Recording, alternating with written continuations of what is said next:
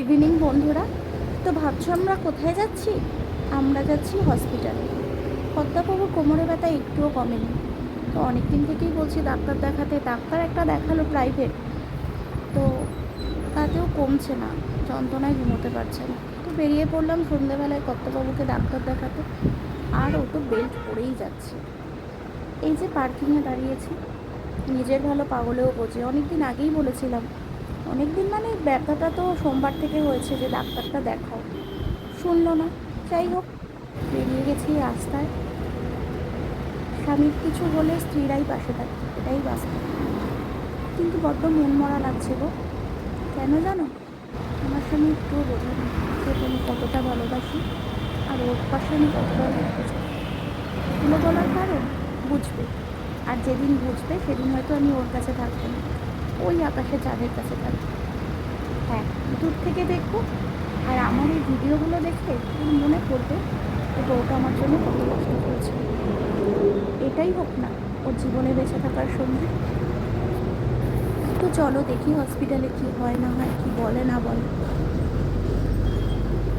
দাঁড়িয়ে রয়েছি, গাড়িটা ছাড়লেই যাবে। কত দূর?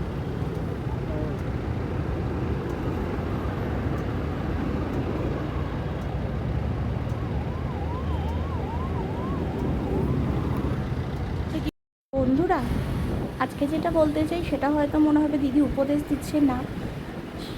ফ্যামিলি সবসময় তোমার পাশে আছে, থাকবেও, কিন্তু স্বামীর কোনো প্রবলেমে স্ত্রী ছত্র ছায়া, একদম ছায়ার মতো সাথে থাকবে।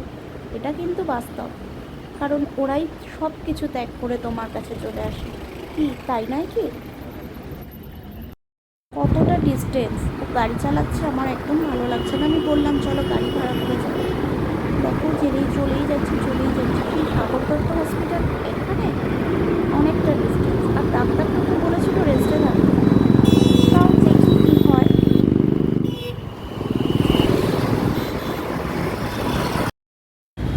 হসপিটালে ঢুকে গেছি। হসপিটাল শুনলেই যেমন কেমন একটা ভয় লাগে, কম বেশি আমাদের সবারই খুব ভয় লাগে।